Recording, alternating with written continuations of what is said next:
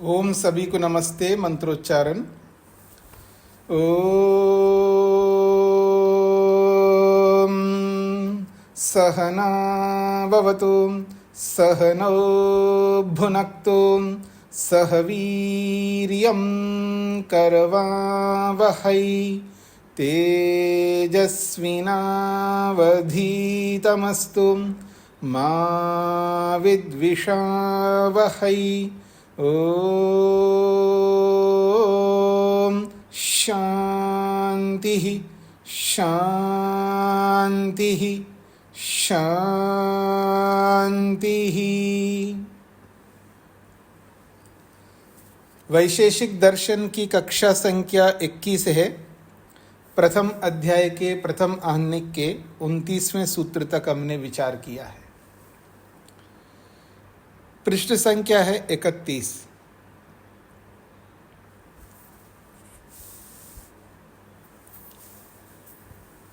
पिछले सूत्रों में रूपानाम रूपम कहा है। अनेक रूप मिलकर के एक रूप उत्पन्न होता है। जैसे अनेक रूप मिलकर के एक रूप, अनेक गंध मिलकर के एक गंध, अनेक स्पर्श मिलकर के एक स्पर्श, ये सब लिया जाता है। और गुरुत्व, प्रयत्न और संयोग, ये तीनों मिलकर के उत्क्षेपण कर्म को उत्पन्न करते हैं। यानी गुरुत्व, प्रयत्न और संयोग, ये तीनों कारण बन रहे हैं उत्क्षेपण कर्म के पीछे। तो तीनों कारण बन रहे हैं, तो तीनों कारण कौन से कारण हैं? तो यहाँ पर असमवायी कारण बनते हैं तीनों। प्रयत्न तो निमित्त कारण बनता है और बाकी दो गुण जो है असमवायी कारण बनते हैं। और जो 28वां सूत्र हमने पढ़ा है रूपानाम रूपम, तो रूप से रूप उत्पन्न होता है, तो उत्पन्न होने वाले रूप का जो कारण है वो भी रूप है। वो कौन सा कारण बनेगा? वो भी असमवायी कारण बनेगा। चाहे रूप से रूप उत्पन्न हो, चाहे गंध से गंध उत्पन्न हो, चाहे स्पर्श से स्पर्श उत्पन्न हो, ये सब असमवायी कारण बनते हैं। गुण की उत्पत्ति में गुण असमवायी कारण है। कर्म की उत्पत्ति में गुण असमवायी कारण है। और एक है जो प्रयत्न गुण, वो निमित्त कारण बनता है। तो ये हमने पीछे पढ़ा है। तो आगे बढ़ता हूं जी मैं। आज 30वां सूत्र है, पृष्ठ संख्या 31 पर। सूत्र है, उसकी भूमिका है, कर्माणाम अपि सामान्यम कार्यम काचित गुण व्यक्तिर्भवति इति उच्यते। कहते हैं कर्माणाम अपि, कर्मों का भी समान रूप से कोई गुण कारण बनता है। जैसे कि संयोग विभागाश्च कर्मणाम,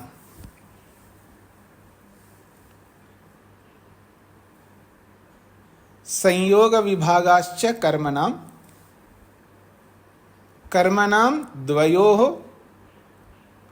कर्मणो बहूनां वा कर्मणाम। चाहे दो कर्म हो या दो से अधिक बहुत सारे कर्म हो, तो दो कर्मों का या अनेक कर्मों का संयोग होता है या विभाग होता है। और सूत्र में चकार आया है, तो चकार से वेग भी होता है। तो ये एक प्रकार से कर्मों का सामान्य कार्य गुण बन रहे हैं। यहाँ पर संयोग गुण, विभाग गुण और वेग गुण, ये कर्मों के कार्य बन रहे हैं। दो कर्म मिलकर के भी संयोग होता है। दो अलग अलग कर्म हो रहे जी, मेरी ओर देखेंगे आप, तो दोनों हाथों में कर्म हो रहा है, तो संयोग हो गया। तो दो कर्मों का संयोग, तो दो कर्म मिलकर के एक संयोग को उत्पन्न कर रहे हैं। अलग अलग कर्म है, दाएं हाथ का अलग कर्म, बाएं हाथ का अलग कर्म, दो कर्मों से संयोग हो गया, तो दो कर्म मिलके एक संयोग को उत्पन्न किया। तो जैसे दो कर्म मिलकर के एक संयोग उत्पन्न करता है, तो चार कर्म मिलकर के, 10 कर्म मिलकर के भी एक संयोग को उत्पन्न करता है। जैसे कपड़े में जितनी धागे हैं उतनी धागों में कर्म हो रहा है, अलग अलग कर्म, क्योंकि एक कर्म एक द्रव्य में रहेगा, तो एक एक धागा के अंदर एक एक कर्म है, तो अनेक कर्म मिलकर के एक संयोग उत्पन्न कर रहा है, जैसे कपड़ा। तो दो कर्म या अनेक कर्म मिलकर के एक संयोग उत्पन्न करते हैं।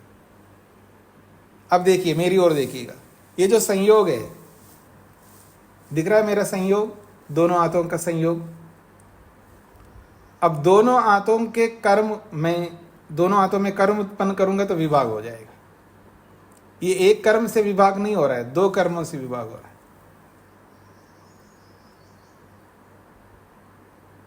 नहीं, ये भी हो सकता है, कोई आप में से मान लो एक हाथ स्थिर है और एक हाथ मिला हुआ है, ठीक है, तो केवल एक हाथ को हटाऊंगा,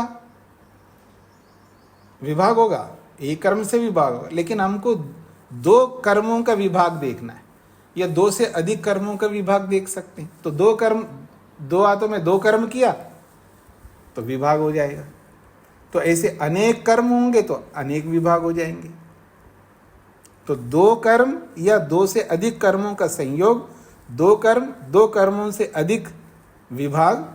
और चकार से वेग, वेग भी जो उत्पन्न होता है वो एक कर्म से भी वेग उत्पन्न हो सकता है और अनेक कर्मों से भी वेग उत्पन्न होता है। जैसे मैं कुमार हूं, मान लीजिए कुम्हार, एक बार घुमाए चक्र को एक कर्म से, और अनेक बार घुमाता जा रहा हूं, अनेक कर्मों से, फिर उसके अंदर एक वेग उत्पन्न होता है। फिर वो वेग जो है आगे आगे उसको घुमाता रहता है। स्पष्ट हो गया आप सबको? तो कर्मों का भी सामान्य कार्य कोई ना कोई गुण बनता है। तो कोई ना कोई गुण कौन है? तो दो कर्म या दो से अधिक कर्मों से संयोग गुण उत्पन्न होता है। दो कर्म या दो कर्मों से अधिक कर्म हो तो विभाग गुण उत्पन्न होता है, और दो कर्म या दो से अधिक कर्मों से वेग भी उत्पन्न होता है। तो संयोग, विभाग और वेग रूपी तीनों गुण कर्मों से उत्पन्न, अनेक कर्मों से उत्पन्न हो रहे हैं।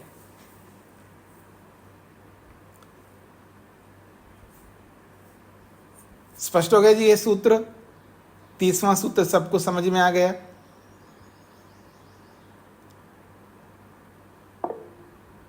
सुधा जी को क्या कहना है? ओम स्वामी जी। जी स्वामी, सामान्य कर्म से क्या हो जाए? पीछे भी बात हो, सामान्य मतलब समान रूप से अनेक कर्म मिल करके एक संयोग को उत्पन्न करते हैं। ये सामान्यम का मतलब है, ये इसका ये अर्थ है। सामान्य मतलब समान रूप से। जी, धन्यवाद।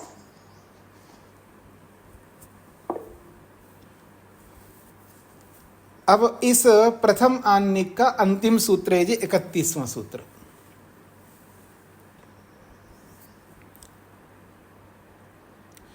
अब कहते हैं,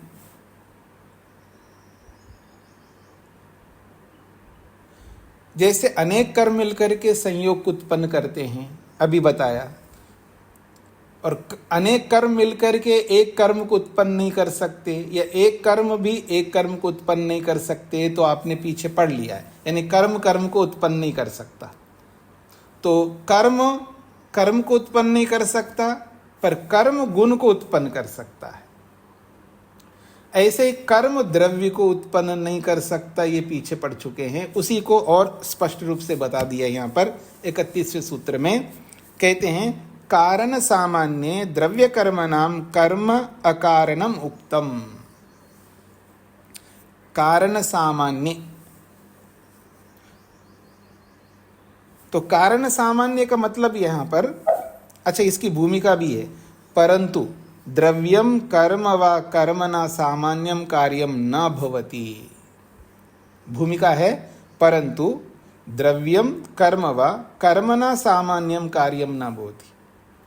द्रव्य अथवा कर्म, कर्म का समान रूप से कार्य नहीं बन सकता। अर्थात कर्म से कर्म उत्पन्न नहीं होता है, कर्म से द्रव्य भी उत्पन्न नहीं होता है। यतः, क्योंकि कारण सामान्य द्रव्य कर्मणाम कर्म अकारणम उक्तम। तो कारण सामान्य का मतलब है कारण के प्रकरण में। कारण सामान्य का अर्थ है कारण के प्रकरण में। द्रव्य कर्मणाम कर्म अकारणम उक्तम। द्रव्यस्य कर्मणश्च कर्म सामान्यम कारणम न भवति। द्रव्य का और कर्म का कर्म समान रूप से कारण नहीं बनता है। अर्थात द्रव्य की उत्पत्ति में या कर्म की उत्पत्ति में कर्म कारण नहीं बनता है, ये इसका तात्पर्य। उक्तम यथा, जैसा कि पीछे कह ही चुके हम लोग, न द्रव्याणाम कर्म, न द्रव्याणाम कर्म, ये बता चुके हैं। द्रव्यों का कर्म कारण नहीं होता है। और ये भी एक सूत्र आया था, न कर्म कर्म साध्यम विद्यते, कर्म कर्म को उत्पन्न नहीं करता है, ये भी बताया था। गुण वैधर्म्यात् न कर्म नाम कर्म। गुण वैधर्म्यात्, स्वभाव में विपरीतता होने से, कर्म के स्वभाव में भिन्नता होने से कर्मों का कर्म कारण नहीं बनता। ये सब पीछे कह चुके हैं। इसका सार क्या हुआ जी? इसका सार ये है, जैसे द्रव्य द्रव्य को उत्पन्न करता है, गुण गुण को उत्पन्न करता है, जैसे कर्म गुणों को उत्पन्न करता है, परंतु कर्म द्रव्य को उत्पन्न नहीं करता, कर्म कर्म को उत्पन्न नहीं करता। फिर बोलता हूं मैं, जैसे द्रव्य द्रव्यों को उत्पन्न करता है, द्रव्य द्रव्यों को उत्पन्न करता है। दूसरी बात, गुण गुणों को उत्पन्न करता है। दो बातें हो गई। फिर कहा कर्म गुणों को उत्पन्न करता है, तीन बात। द्रव्य द्रव्य को उत्पन्न करता है, एक बात। गुण गुण को उत्पन्न करता है, दूसरी बात। कर्म गुणों को उत्पन्न करता है, तीसरी बात। अब चौथी बात, कर्म द्रव्यों को उत्पन्न नहीं करता है। पांचवी बात, कर्म कर्म को उत्पन्न नहीं करता है। चार बातें भी कह सकते हो यहां पर। द्रव्य द्रव्य को उत्पन्न करता है, गुण गुण को उत्पन्न करता है, कर्म गुणों को उत्पन्न करता है, तीन। और चौथा, कर्म द्रव्यों को और कर्मों को उत्पन्न नहीं करता है। चार मान लो या पांच मान लो, एक ही बात है। अब ये किन को समझ में नहीं आया वो पूछ सकते हैं।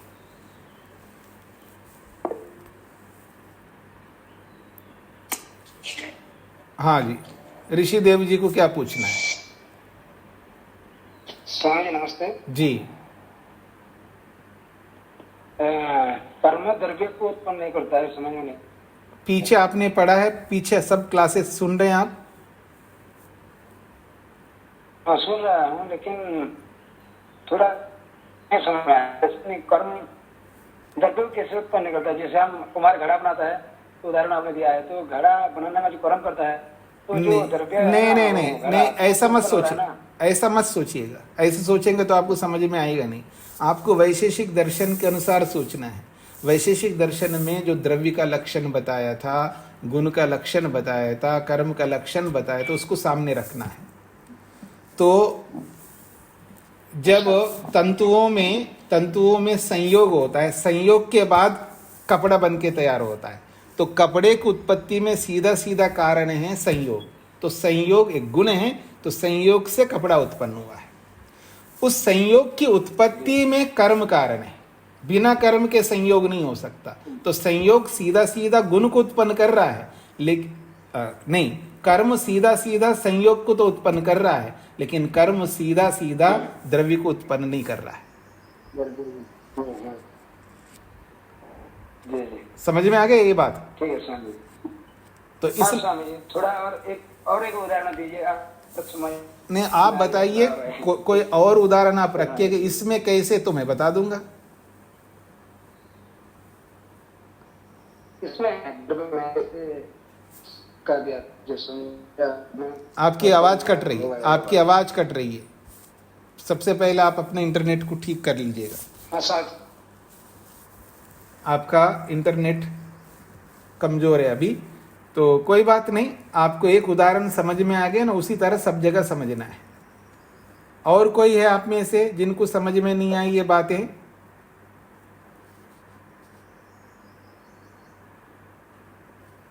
सबको समझ में आ गया? तो एक पाद पूरा हो गया। अब मैं परीक्षा लेता हूं आप सबकी। आप में से द्रव्य का लक्षण कौन बताएंगे? द्रव्य का लक्षण, द्रव्य की परिभाषा, द्रव्य किसे कहते हैं? रजनीश जी बताइए। जो हाथ खड़ा कर रहे हैं उनसे क्यों पूछूं, जो हाथ नहीं खड़ा कर रहे उनसे पूछूंगा ना। रजनीश जी बताइए द्रव्य का लक्षण।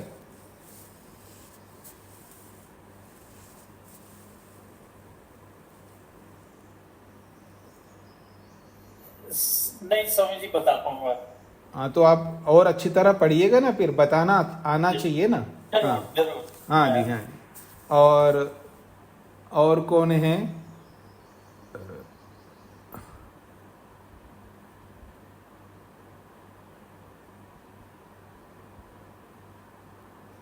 हाँ जी, शशि भाई जी बताइए, गुप्ता जी द्रव्य का लक्षण बताइए।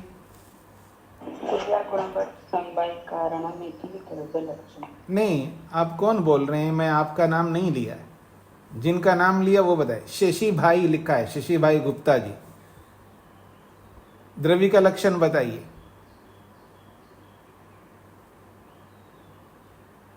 माइक खोलिए।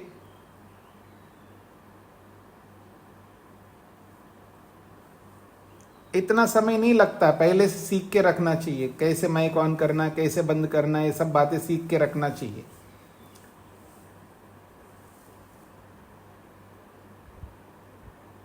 हाँ जी, प्रमोद जी बताइएगा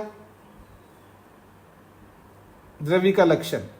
नमस्ते स्वामी जी। जी जिसमें क्रिया होती है स्वामी जी, जी जिसमें गुण होता है जी, और जो द्रव्य का, गुण का और कर्म का समवायी कारण होता है उसे द्रव्य कहते। जी जी जी, जिसमें क्रिया होती है अथवा, अथवा बोलना होगा, अथवा जिसमें गुण हो, गुण, अथवा जिसमें गुण हो उसको द्रव्य कहते हैं। और आपने बताया है कि जिसमें गुण हो, जिसमें कर्म हो, जिसमें द्रव्य हो उसको द्रव्य कहते हैं। हाँ जी, तो उमेश मेहता जी आप बताइए द्रव्य का लक्षण। जी, द्रव्य सत्तात्मक होता है और द्रव्य नित्य और अनित्य दोनों होते हैं। नित्य द्रव्यों के गुण नित्य होते हैं, अनित्य द्रव्यों के गुण अनित्य होते हैं। और द्रव्य किसी भी मतलब किसी का कारण भी होते हैं, किसी भी अन्य पदार्थ का कारण भी होते हैं और उसका कार्य भी होते हैं। हाँ, ये सारी बातें सही है, लेकिन मुख्य परिभाषा नहीं आई। द्रव्य समवायी कारण भी होता है। किसका होता है समवायी कारण? समवायी कारण इस गुण और कारण का, और मतलब अपने अंदर धारण करता है गुण और कर्म को, इसलिए उनका समवायी कारण होता है। नहीं, दो बातें हैं, और भी किसी का होता है ना समवायी कारण, और किसका? गुण का, कर्म का समवायी कारण होता है, और किसका होता है? द्रव्य का भी होता है, हाँ, क्योंकि वो द्रव्य को उत्पन्न करता है। ठीक बात है, अब सही बात कही आपने। ठीक है, तो अब हाथ हटा लीजिएगा। आभा जी बताइए द्रव्य किसको कहते हैं? प्रणाम स्वामी जी। द्रव्य वो पदार्थ है जो अपने भीतर गुण और कर्म को धारण करता है। द्रव्य की उत्पत्ति कर सकता है, और द्रव्य ही केवल एकमात्र ऐसा आश्रय है जिसमें बाकी सारे पदार्थ रह सकते हैं। इसलिए द्रव्य जो है, द्रव्य ही एकमात्र केवल समवायी कारण है किसी भी अन्य द्रव्य का, गुण का, कर्म का। ये विशेषता है द्रव्य की। कभी कभी द्रव्य में गुण और क्रिया दोनों हो सकती है, और कभी कभी केवल क्रिया ही हो सकता है, बिना गुण का भी द्रव्य हो सकता है। ये कुछ, बाकी सबने सारे पॉइंट्स बताए थे, ये मुझे लगा शायद छूट गया। लेकिन एक बहुत बड़ी गलती की आपने। उल्टा बोला शायद। हाँ। क्रिया मतलब गुण जो है अनिवार्य है, कर्म हो भी सकता है, नहीं भी हो सकता हाँ। है। और ये जो है परमात्मा इस पदार्थ को, इस द्रव्य को ध्यान में रखकर ये परिभाषा हमको समझाई गई थी। जी, अब ठीक किया आपने। चलिए, अच्छी बात है। देखिएगा, ये जरूरी नहीं है कि किसी ने द्रव्य का लक्षण बताए तो अब उन्होंने बता ही दिया है, हमको क्या बताने की जरूरत है, ऐसा किसी को नहीं सोचना। प्रेजेंटेशन के ऊपर डिपेंड करता है कि एक ही बात को अलग अलग लोग अलग अलग ढंग से प्रेजेंट करते हैं। तो जैसा भी आबा जी ने प्रेजेंट किया, जैसे उमेश जी ने प्रेजेंट किया है, तो ऐसे ही आपको बताना है। अब बता दिया तो आप हताश नहीं हो सकता, तो वाह अब मैं क्या नया बता सकता हूँ, ऐसा आपके मन में नहीं आना चाहिए। हर कोई व्यक्ति नया बता सकता, हर कोई व्यक्ति स्पेशल है, ये याद रखिएगा। जैसे बच्चों को मोटिवेट करते हैं ना, आप स्पेशल हो, हर बच्चे को ये एहसास करवाते हैं आप स्पेशल हो। तो बच्चे के लिए है क्या ये, हम सब के लिए, बड़ों के लिए भी है, आप सब स्पेशल है। तो आप अपनी स्पेशलिटी को दिखाना है आपको, यही तो परीक्षा होती है। तो अल्पना जी बताइए। हाँ जी, स्वामी जी नमस्ते। जी स्वामी जी, द्रव्य का ही? हाँ जी, द्रव्य का ही। हाँ जी। इसकी परिभाषा तो दी है स्वामी जी, क्रिया गुणवत् समवायी कारणम इति द्रव्य लक्षणम। जी, तो उसका अर्थ हुआ कि वो द्रव्य जो है वो क्रिया और गुण वाला होता है अथवा केवल गुण वाला होता है। तो जो क्रिया और गुण दोनों जिसमें होंगे वो तो सक्रिय द्रव्य, क्रिया वाले द्रव्य कहलाएंगे, और जिसमें केवल गुण है वो निष्क्रिय द्रव्य हो जाएंगे। और इसके अतिरिक्त जो समवायी कारण है तो वो उसकी परिभाषा इस रूप में की है कि कार्य द्रव्य और क्रिया और गुण, इनको अपने में समावेत रखने वाला होता है और कार्य द्रव्य को उत्पन्न करने की शक्ति वाला होता है। जी, और कुछ कहना है? हो गया अभी इतना याद है जी। तो इन्होंने देखिए, इन्होंने अपने ढंग से परिभाषित कर दिया है, बातें वही कही है लेकिन प्रेजेंटेशन अलग हुए। उन्होंने पूरा सूत्र बोला है, क्रिया गुणवत् समवाय कारणम इति द्रव्य लक्षणम। इन्होंने एक विशेष बात इसी में बताया है कि जो द्रव्य कार्य द्रव्य को धारण करता है, ये आपको मेंशन करना होगा। इससे क्लियरिटी आती है कि हर कोई द्रव्य किसी द्रव्य को धारण नहीं करता है। जो द्रव्य कार्य द्रव्य को धारण करता है, अर्थात कारण द्रव्य, जो कारण द्रव्य अपने में कार्य द्रव्य को धारण करता है, इस धारण को ही उन्होंने समवेत शब्द का, शास्त्रीय भाषा का प्रयोग किया है। समवेत कहते हैं धारण करने वाला, जो द्रव्य को अपने में समवेत रखता है। समवेत का मतलब है धारण करने वाला। और इसके अंदर ये भी बात कही है कि निष्क्रिय द्रव्य केवल गुण को धारण करता है, कर्म को, क्रिया को धारण नहीं कर सकता, निष्क्रिय द्रव्य। और सक्रिय द्रव्य जो है वो क्रिया को भी और गुण को भी धारण करते हैं।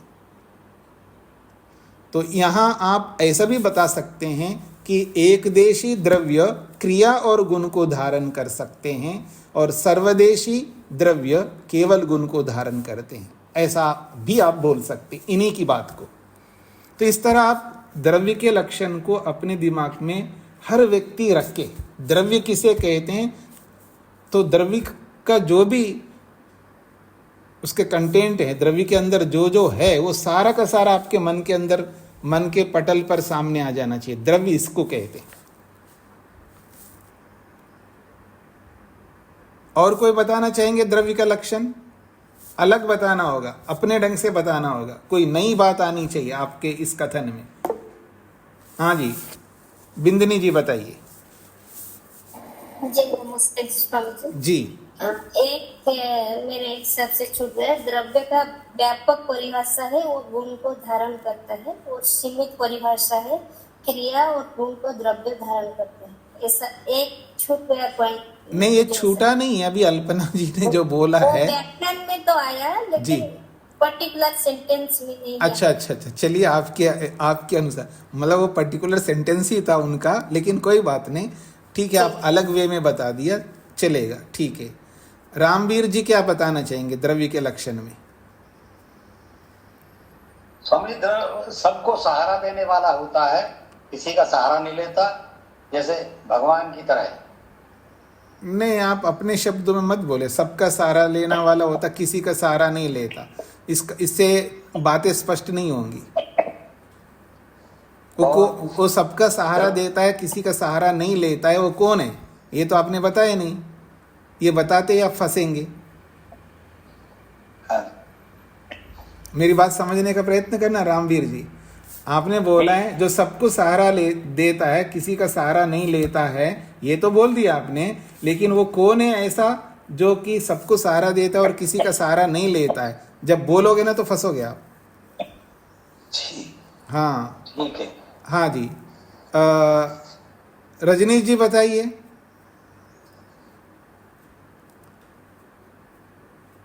जी स्वामी जी, आपने सबका इसके अंतर है, आपने चीटिंग कर दिया ना रजनी जी, रजनी चीटिंग कर दिया ना, सबका सुन लिया और अपना नया बना लिया, अच्छी बात है। मतलब नया नहीं बनाया स्वामी। नहीं नहीं, मैंने सुनो तो शुरू में सुनो, भूमिका लिखी थी ना, जब सुनो आपने तो बोली थी, मेरी तब बात सुन लीजिए, पहले मेरी जी। बात सुन लीजिएगा। मतलब जी। नकल करना भी बहुत अच्छी बात होती है। जी जी हाँ, नकल करना भी बहुत अच्छी बात है। हाँ, ये याद रखना, मैं हमेशा बोला करता हूँ, दुनिया में वही आगे बढ़ सकता है जो नकल करता है, जी। लेकिन जो लिखित एग्जाम होता है ना, उसमें नकल नहीं करना है, उसमें नकल नहीं करना। ये ओरल चल रहा है तो इसमें नकल कर सकते हो, क्योंकि ओरल में सबका सुन ही रहे हैं, तो सबका सुन करके आप अपनी बात बना रहे हो, तो ओरल में नकल करने में कोई दिक्कत नहीं है, लेकिन राइटिंग में जब एग्जाम होता है उसमें नकल नहीं करना है। चलिए आप बताइए। जिसमें क्रिया और कोई गुण होता है जी। और जो किसी वस्तु की उत्पत्ति का कारण होता है, उसे द्रव्य कहते हैं। जो उत्पत्ति का कारण होता है, किसकी उत्पत्ति का कारण होता है? किसी वस्तु की उत्पत्ति का कारण है। अगर जो किसी वस्तु की उत्पत्ति का कारण ना हो तो वो द्रव्य नहीं कह सकते उसको। परिभाषा तो ये लिखी थी वहां तो। अच्छा अच्छा, ठीक है। योगेश जी क्या कहना चाहते हैं? स्वामी जी, एक बिंदु छूट गया। द्रव्य स्वतंत्र पदार्थ होता है, गुण और कर्म अस्वतंत्र पदार्थ होते हैं जो द्रव्य के आश्रित रहते हैं। नहीं, ये छूटा नहीं, आभाजी ने बोला था। बोला, ठीक है, तो मेरे ध्यान में नहीं आया। हाँ जी, ममता जी को क्या कहना है? जी स्वामी जी, सारे बिंदु तो आलोचना है जी। द्रव्य 9 प्रकार है और द्रव्य अपने कार्य और कारण को बद्ध नहीं करता है। द्रव्य 9 प्रकार का है और द्रव्य अपने कार्य और कारण को नहीं मारता है, नहीं बद्ध करता है। अच्छा, वध नहीं करता है। जी जी हाँ। जी, ठीक बात है। देखिए, इन्होंने एक अलग बात बता दी है ना, ठीक है। अल्पना जी कुछ और कहना चाहेंगी? हाँ जी स्वामी जी, इस सूत्र के भाष्य के अंत में एक बात और कही थी कि जिस प्रकार से द्रव्य जो है गुण और कर्म को अपने में रखता है, इसी प्रकार से सामान्य विशेष समवाय के संबंध में भी समझ लेना चाहिए। मतलब वो भी उसी के ही आश्रय से होते हैं। जी बिल्कुल। आभा जी ने संकेत किया था, लेकिन थोड़ा सा क्लियर आपने कर लिया, ठीक है। अरुण जी को क्या कहना है? एक ये कहना था स्वामी जी कि कार्य द्रव्य में जो गुण होते हैं वो कारण द्रव्य से ही जो है आते हैं, और जो कारण द्रव्य के गुण जो है वो कार्य द्रव्य में रहते हैं। और दूसरा ये है कि जो क्रिया और गुण जो बताया है, उसमें क्रिया जो है उत्क्षेपण क्रिया होती है, और जो गुण जो है जैसे मतलब रूप आदि होते हैं, इस तरह के गुण होते हैं। नहीं, क्रियाएं तो द्रव्य में क्रिया तो कोई भी क्रिया हो सकती है ना, केवल उत्क्षेपण आदि। अवक्षेपण भी हो सकती है, उत्क्षेपण भी हो सकती है। तो अलग अलग जो है तरह की जो क्रिया जो नहीं, 6 तरह की जितने भी क्रियाएं हो सकती है ना, 5 क्रियाएं बताइए, 5 होती हैं द्रव्य में, जी क्योंकि सारी क्रियाएं द्रव्य में होती है ना, क्योंकि द्रव्य के अतिरिक्त कई क्रिया हो नहीं सकती। गुण में क्रिया नहीं हो सकती क्योंकि गुण में क्रिया रह नहीं सकती है। तो क्रिया तो जहां भी क्रिया होगी द्रव्य में होती है। और 5 प्रकार की क्रियाएं जो है, जो बात कर्म कितने प्रकार, 5 प्रकार के कर्म बताए, 5 प्रकार की क्रियाएं, 5 प्रकार के कर्म द्रव्य में ही होती हैं। अर्थात द्रव्य में सब प्रकार की क्रियाएं होती है, कोई क्रिया ऐसा बचती नहीं है जो द्रव्य में नहीं होती है। जी, तो ये बात, हाँ, जो कारण द्रव्य के गुण है वो कार्य द्रव्य में आते हैं। हाँ जी, वो तो ठीक बात है। जी जी, नरेंद्र जी को कुछ कहना है क्या? स्वामी जी ओम। हाँ जी, स्वामी जी, मैं तो यही कहना चाहता हूँ, द्रव्य अपने समान द्रव्यों को उत्पन्न करते हैं। हाँ, तो वो अंडरस्टूड है। द्रव्य को उत्पन्न करता का मतलब अपने समान द्रव्य को ही उत्पन्न करेगा। हाँ और जी, सदा समवायी कारण होते हैं, असमवायी कारण नहीं होते। हाँ, ये आप बोल सकते, द्रव्य कभी भी असमवायी कारण नहीं होता, ये आप बोल सकते, ठीक बात है। अनीता आनंद जी को क्या कहना है? नमस्ते स्वामी जी। स्वामी जी, यही 2 पॉइंट्स अलग से थे, जिसमें द्रव्य अपने समान जाति वालों को उत्पन्न करता है और जो द्रव्य अपने कार्य को नहीं मारता और कारण को भी नहीं मारता। जी जी, अब मैं आपके समक्ष ला रहा हूं जी गुण का लक्षण। गुण के लक्षण में सूत्र के रूप में गुण का लक्षण कौन बताएंगे? सूत्र के रूप में गुण का लक्षण, 3 ही हाथ खड़े हैं सूत्र के रूप में गुण का लक्षण बताने के लिए। ये बहुत, आप लोग सूत्र भी याद कर सकते, बहुत सरलता होती है इसमें सूत्रों को याद रखने में। और मुख्य सूत्र जो है वो याद कर ही लेना चाहिए।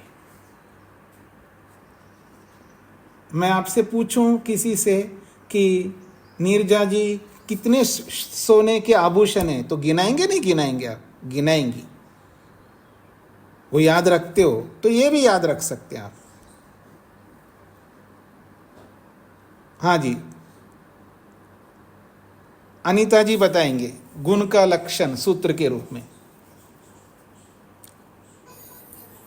गुरुजी मैं बताऊं? हाँ जी, आपके लिए कह रहा हूं जी। अच्छा जी जी, द्रव्य आश्रय गुणवान संयोग विभागेषु कारणम अनपेक्ष इति गुण लक्षणम। जी जी, तो सूत्र को थोड़ा अच्छे ढंग से बताना है, काफी त्रुटियां आ रही सूत्र में।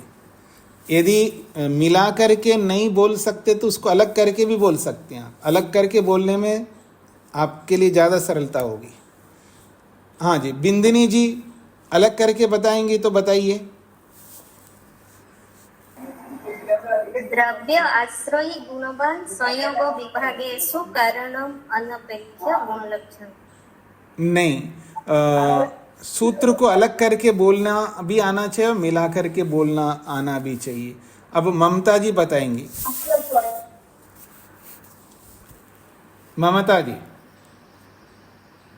जी स्वामी जी, गुण द्रव्य के आश्रित नहीं, सूत्र के रूप में। जी स्वामी जी, सूत्र मुझे याद नहीं। अच्छा ठीक है, कोई बात नहीं। अल्पना जी बताएंगी। हाँ जी स्वामी जी, द्रव्याश्रयी अगुणवान संयोग विभागेषु अकारणम अनपेक्ष इति गुण लक्षणम। जी, द्रव्याश्रयी अगुणवान संयोग विभागेषु अकारणम अनपेक्ष इति गुण लक्षण, ये सूत्र है। अब इसका अर्थ, हाँ जी ऋचा जी बताइए, इसका अर्थ बताइए। गुण का लक्षण का हिंदी में अर्थ बताइए। जी नमस्ते स्वामी जी। जी, गुण द्रव्य के आश्रित रहने वाला है, अर्थात वो स्वतंत्र कभी भी नहीं रह सकता, वो द्रव्य के ही आश्रित रहता है। और गुण में गुण कभी नहीं रहता है। और संयोग और विभाग में गुण संयोग और विभाग का कारण नहीं बनता है, मतलब संयोग और विभाग में वह अनपेक्ष रहता है। ये द्रव्य का लक्षण है। नहीं, गुण का लक्षण।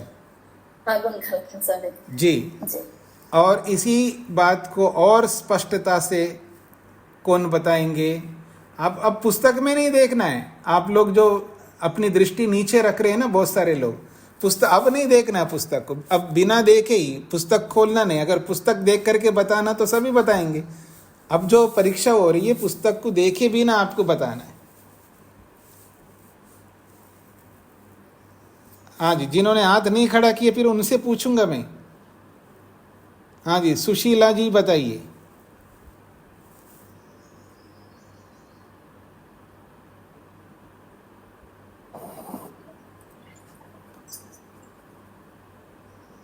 माइक तो खोलिए।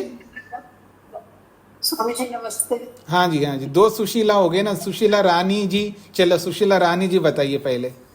स्वामी जी मैं तो बता नहीं पाऊंगी। अच्छा, कोई बात नहीं। कभी भारत से नहीं आई है। अच्छा, कोई बात नहीं। हाँ, जो दूसरी सुशीला जी आप बताइए। जी नमस्ते स्वामी जी। जी स्वामी जी, गुण जो है हमेशा द्रव्य के आश्रित रहता है और गुण गुणों को उत्पन्न करता है। गुण हमेशा असमवायी कारण होता है और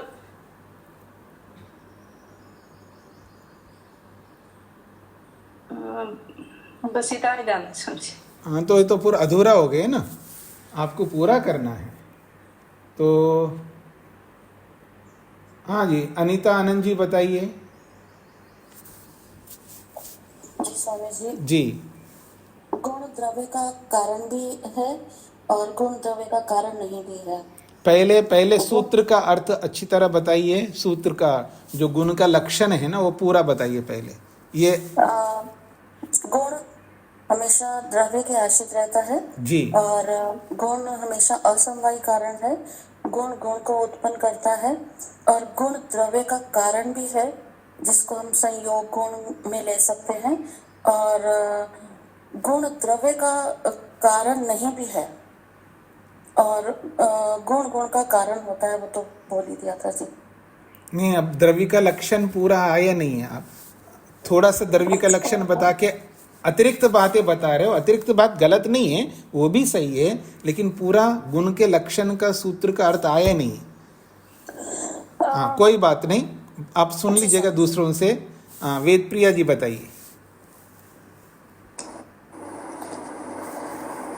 गुण द्रव्य आश्रित रहता है, गुण स्वतंत्र नहीं है, द्रव्य आश्रित रहता है, और गुण संयोग गुण और विभाग गुण की उत्पत्ति में कारण नहीं बनता।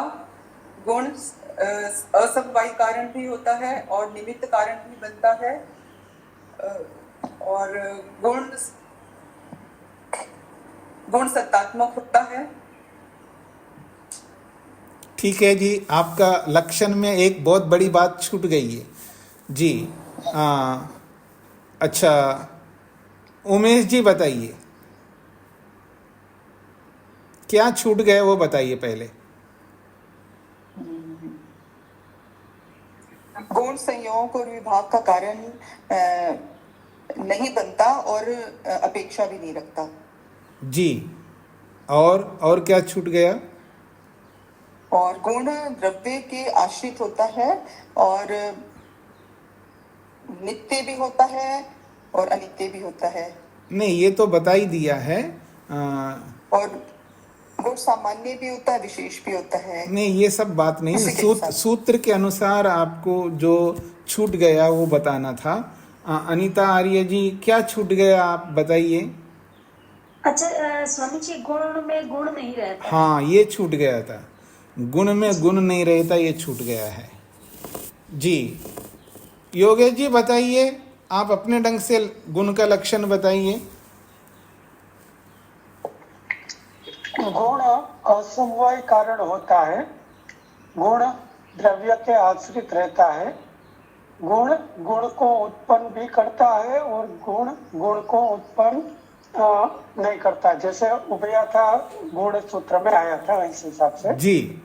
और संयोग और विभाग में गुण कारण नहीं बनता जी। जी हाँ जी, प्रमोद जी आप बताइए अपने ढंग से। बहुत सारी बातें आ रही हैं, तो इन सबको आप लोगों को ध्यान रखना है। प्रमोद जी। नमस्ते स्वामी जी। जी। गुण सदा द्रव्य के आश्रित रहता है जी। और गुण गुण को उत्पन्न नहीं करता है। नहीं, गुण नहीं। में गुण नहीं रहता है, गुण में गुण नहीं रहता है। हाँ, ऐसा बोले, गुण को उत्पन्न नहीं करता, ऐसा नहीं बोलना, गुण में गुण नहीं रहता। ठीक गुण है में गुण कभी नहीं रहता है जी। और ये संयोग और विभाग का कारण नहीं होता है, अर्थात इसकी अपेक्षा नहीं रहती है गुण की। लेकिन एक और वो है कि अन्य गुण जो होते हैं उनकी अपेक्षा हो सकती है, मतलब अन्य गुणों को, संयोग विभाग के अतिरिक्त जो अन्य गुण होते हैं वो कारण बनते। और जो कार्य द्रव्य है, कार्य द्रव्य भी स्वतंत्र नहीं होता है और गुण भी स्वतंत्र नहीं होते। नहीं, कार्य द्रव्य, देखिए, कार्य द्रव्य के ऊपर मत जाइए, उसके बारे में हो चुकी है चर्चा, केवल गुणों की चर्चा कर रही है जी। तो वो वैधर्म में बता रहा था स्वामी जी, जो कार्य बताइए बताइए बताइए। कार्य वस्तु गुण को धारण करती है, परंतु गुण को धारण नहीं करता, ये उनमें वैधर्म है। जी जी जी। हाँ जी, ममता जी बताइए, और क्या नया आपको बताना है? जी स्वामी जी, गुण कभी कभी गुण का कारण और कार्य को मारता है और कभी कभी नहीं मारता है जी। गुण कभी कभी अपने कारण को मारता है और कभी कभी नहीं मारता है। जैसे सफेद चून और जो हल्दी है, वो मिलकर कार्य जो पीला रंग, लाल रंग हो जाता है जी। तो अपने कारण को मार देता है। परंतु वस्त्र का जो लाल रूप गुण है, ये अपने तंतु में भी, कारण में भी है जी। ठीक है, कहीं मारता है कहीं नहीं मारता, ठीक हो गया जी। और गुण संख्या में 24 प्रकार है और ये 24 प्रकार 3 कैटेगरी में आता है, मूर्त, अमूर्त और उभय में गुण होता है जी। तो आप बता सकते हैं कि जो गुणों का जो भेद किया आपने, मूर्त में कितने, अमूर्त में कितने, उभय में कितने? जी जी स्वामी जी, मूर्त में 10 है स्वामी जी, और उभय में 5 है और अमूर्त में 9 है स्वामी जी। अच्छा, क्या अमूर्त में भी 10 नहीं है? मुझे तो स्वामी जी 9, अच्छा। 10, 5 + 9 24 में। नहीं, आप नहीं, 24 के रूप में तो आप संख्या तो ठीक बोल रहे हैं, लेकिन एक गुण के जो 2 भेद किए हैं ना, वो 2 भेदों को ध्यान में रखेंगे तो 10 और 5 ऐसा आप ले सकते हैं। अच्छा, हाँ, क्योंकि जो अमूर्त में जो संस्कार गुण है ना, जिसको भावना संस्कार कहा है। जी स्वामी जी, यही में संशय भी है, जो लास्ट को लिखा है भावना शब्द, ये जो शब्द लिखा हुए, ये सारे बुद्धि, सुख, दुख, इच्छा, द्वेष, प्रयत्न, धर्म, अधर्म, भावना जी, ये सारे के लिए शब्द लिखा है। नहीं, ये शब्द गुण अलग है ना। अच्छा जी जी, शब्द गुण अलग है। तो हाँ शब्द गुण को लेने पर तो 10 हो जाता है स्वामी जी। जी जी, इसलिए बोला है 10, 10, 5 ऐसा है। संख्या की दृष्टि से तो 25 दिख रहे हैं, लेकिन गुण 24 है, तो एक गुण के 3 भेद दिखाए ना वहां पर। एक तो वेग संस्कार अलग हो गया, भावना संस्कार अलग हो गया, स्थिति स्थापक संस्कार अलग हो गया। हाँ जी स्वामी जी। जी जी, हाँ जी। और कोई नई बात जो रही गई हो जो बता सकते हैं अल्पना जी? हाँ जी स्वामी जी, एक इसमें सूत्र वो भी था, उभयथा गुण जी, कि जिसमें बताया है कि गुण जो है वो कार्य द्रव्य को, गुण को और कर्म को उत्पन्न करते भी हैं और नहीं भी करते हैं, दोनों प्रकार की स्थिति। गुण को, द्रव्य को और कर्म को उत्पन्न करते भी हैं और नहीं भी करते हैं। जैसे द्रव्य के लिए था कि संयोग गुण जो है वो द्रव्य को उत्पन्न करता है, जी लेकिन रूप गुण जो है वो द्रव्य को उत्पन्न नहीं करता है। जी। ऐसे ही गुण में हो गया कि संयोग विभाग जो रूप को ना लेकर ये- के आप संख्या ले सकते हैं तो ज्यादा सरल हो जाएगा। हाँ जी, हाँ। संख्या ले सकते हैं। जी हाँ जी, संख्या है, पृथकत्व है, ये ज्यादा सरलता है, सबको समझ में आएगा। क्योंकि कारण में अनेक संख्या होती है, कार्य में एक ही संख्या होती है। तो अनेक संख्या को उत्पन्न नहीं कर रहे, इस तरह आप लेंगे। हाँ आगे। और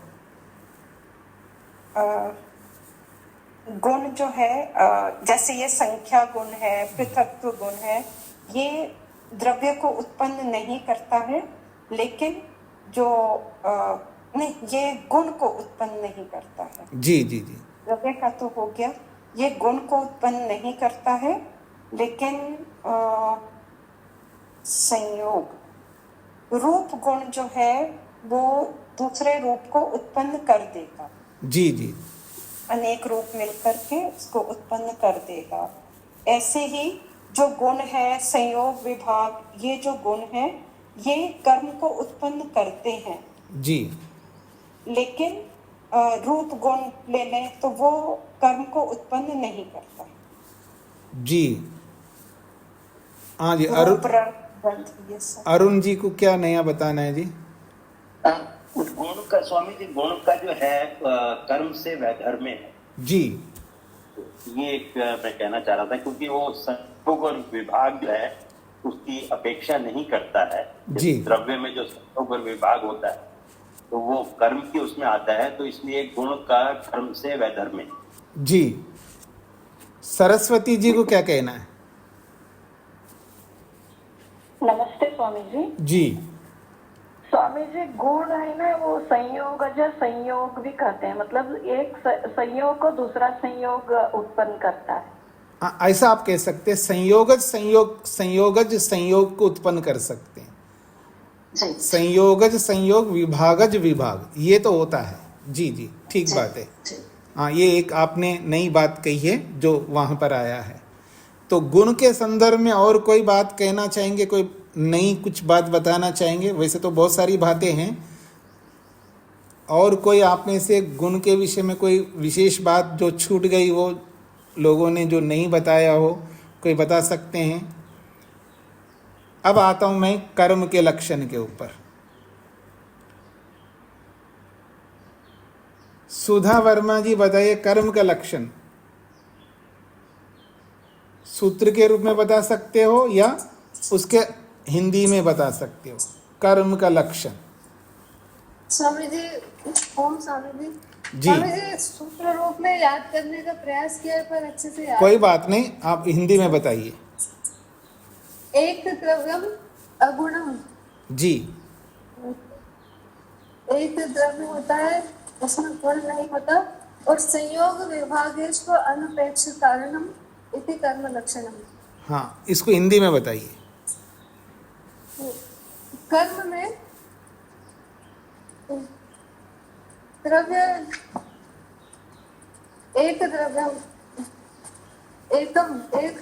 एक ही कर्म होता है द्रव्य में। हाँ, थोड़ा आप कंफ्यूज मत हो जाना, आप शांति रखिएगा, कोई घबराने की कोई बात नहीं। आप बता सकते तो बताइए आराम से, घबराते हुए नहीं बताना है। जी। अच्छा, कोई बात नहीं। हाँ जी, ऋचा त्यागी जी ने हाथ खड़ा किया है, कर्म का लक्षण बताइए।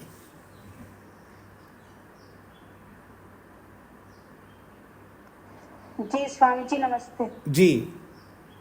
स्वामी जी, कार्य विरोधी कर्म, जो कर्म अपने कार्य से नष्ट हो जाता है। नहीं, पहले कर्म का लक्षण बताइए आप। कार्य विरोधी कर्म ये है ना? नहीं, ये कर्म के लक्षण में नहीं, वो अलग से बात कह सकते हो उसको। पहले कर्म का लक्षण बताइए सूत्र के रूप में। अब फिर आपने वीडियो बंद कर दिया क्या? सूत्र देख करके बताएंगे फिर? अब नहीं स्वामी जी, सूत्र मैंने छोटा सा यही लिखा था, कार्य विरोधी कर्म। ऐसा कैसे लिखा है आपने? सूत्र पूरा है ना, सूत्र तो पूरा है।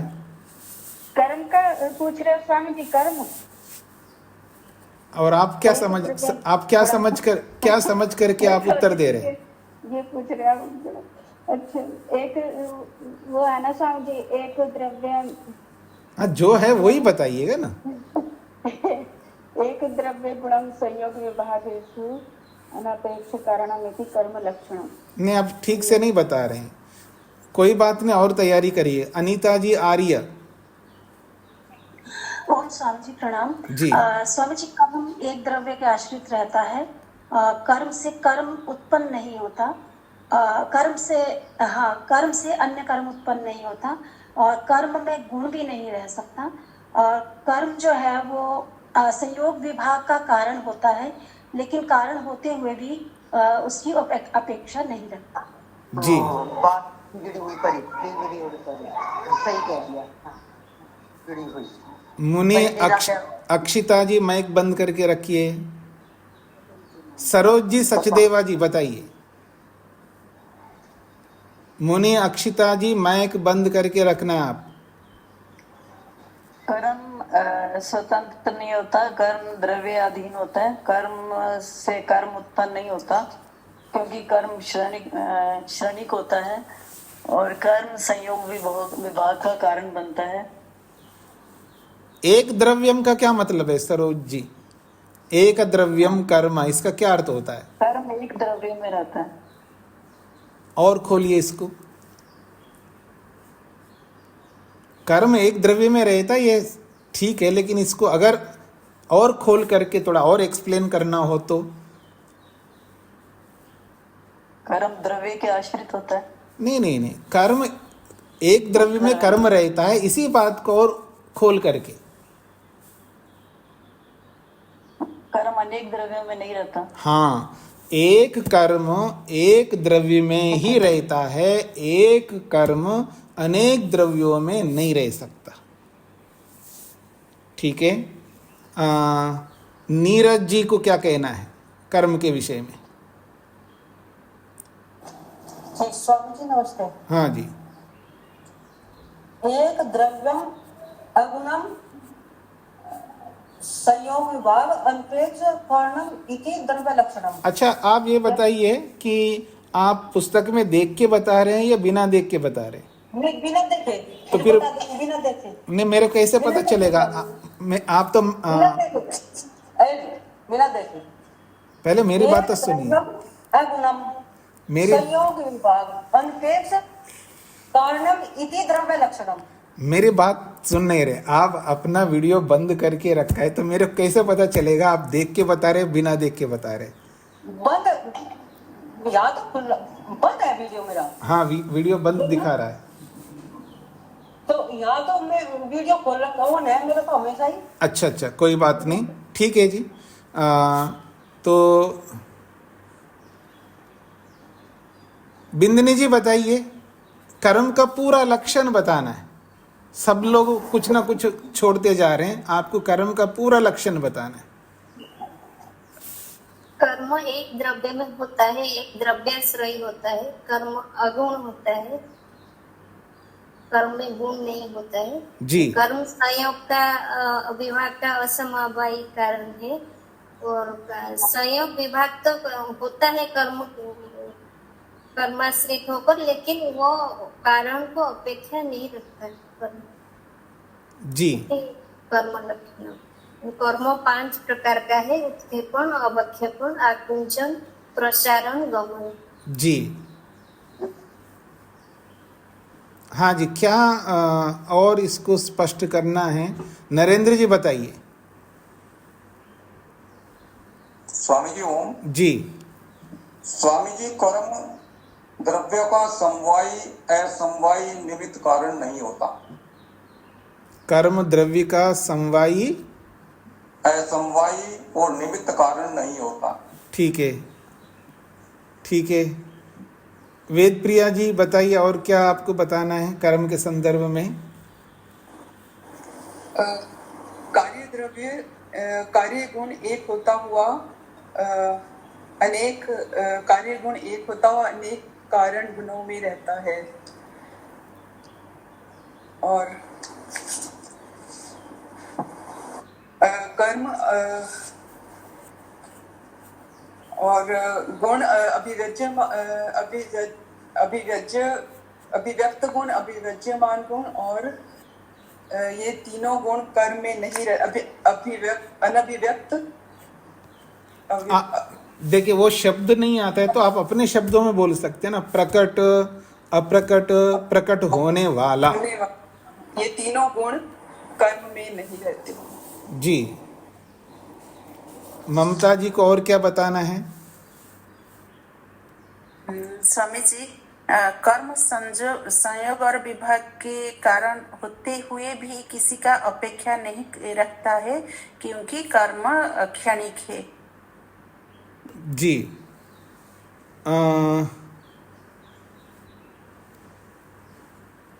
हाँ जी, नाम पूरा ही समझ में नहीं आ रहा है, राहुलो सुधा ऐसा कुछ लिखा हुआ आ रहा है, क्या वो क्या कहना है आपको? हाँ जी,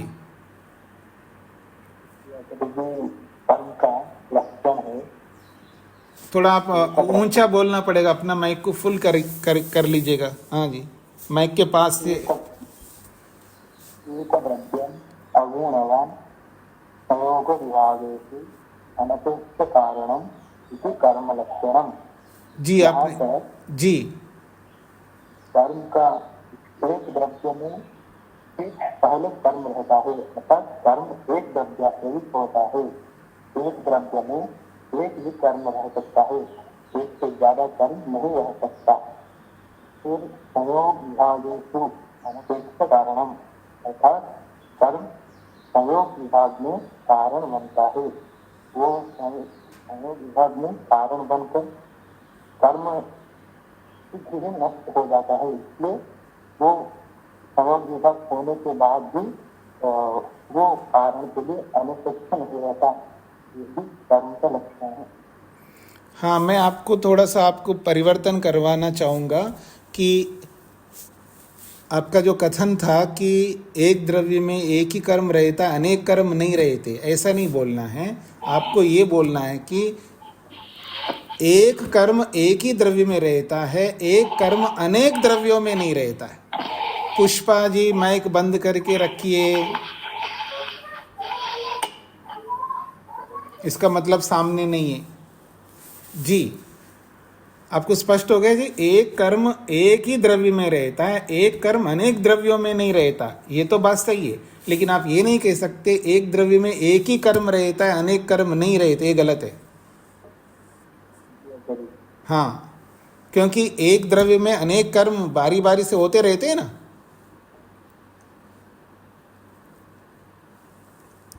या एक द्रव्य में अनेक कर्म भी रह सकते हैं। एक कर्म अनेक द्रव्यों में नहीं रह सकता, ये आपको समझना है। देखिए, मैं उंगलियों को हिला रहा हूं ना, उंगलियों को हिला रहा हूं ऐसे, ये एक कर्म है अनेक कर्म है। एक उंगली दूसरी उंगली, क्योंकि इनको सब अलग अवयव मान रहा हूं मैं, एक एक उंगली, और एक साथ ऐसे ऐसे कर रहा हूं, अलग अलग कर्म है, ये उंगलियों में हो गए। और मैं शरीर में अलग अलग ऐसे ऐसे गर्दन को हिला रहा हूँ, तो एक द्रव्य को ऊपर नीचे सब जगह हिला रहा हूँ, तो एक द्रव्य में अनेक कर्म रह सकते हैं, लेकिन एक कर्म अनेक द्रव्यों में नहीं रह सकता। हाँ जी, अल्पना जी को और क्या नया कुछ बताना है?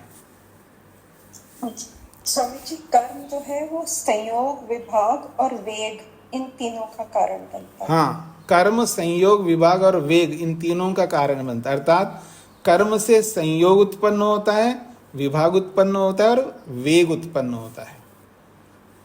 स्वामी जी, एक जो वो है ना, संयोग विभागेषु अनपेक्ष कारणम जी, इसका अर्थ मुझे लग रहा है इस प्रकार से किया जाए कि ये संयोग विभाग की अपेक्षा ना रखता हुआ संयोग विभाग में कारण बनता है। हाँ जी, वो ज्यादा नहीं वैसा भी कह सकते हैं, इसको भी कह सकते हैं, पर वो ज़्यादा क्लियरिटी है जो आप बता रहे हो। संयोग विभाग की उत्पत्ति करते हुए अपेक्षा नहीं रखता है। जी जी, ठीक है। तो अभी आपके सामने द्रव्य, गुण और कर्म के तीनों लक्षण आ चुके हैं। इनको मैंने जैसा आपको बोला है कि रोज इनको दोहराइएगा। रोज दोहराएंगे तो आपके मन में ये बैठे रहेंगे तीनों के, ये बहुत आवश्यक है। अनीता जी, आनंद जी को क्या कहना है?